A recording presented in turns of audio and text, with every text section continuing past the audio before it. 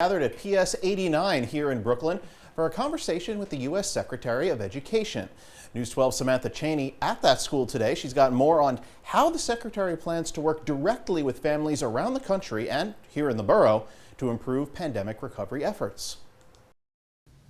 When Secretary Miguel Cardona spoke with families today, it wasn't just as the Secretary of Education. I want real conversation, and I want it from the heart. I want you to speak as a parent, to a parent.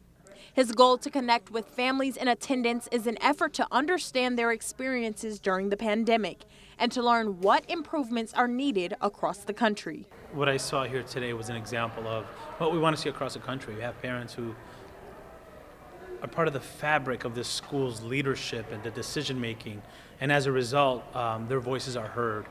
And parents like Benjamin Green, who has put 4 children through the New York City public school system, said that's exactly how he felt. I feel that the Secretary of Education is going to take this back, and hopefully we can make a plan together that'll be something practical for our kids in New York City.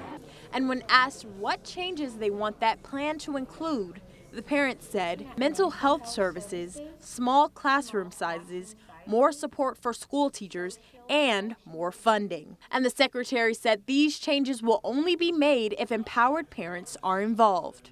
Many kids will be left behind. We got to level up our system of education.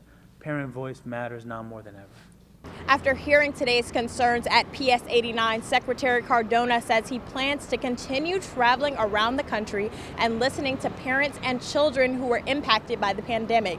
And the parents, they say they'll continue showing up and advocating for more funding to ensure their children's success. In East New York, Samantha Cheney, News 12.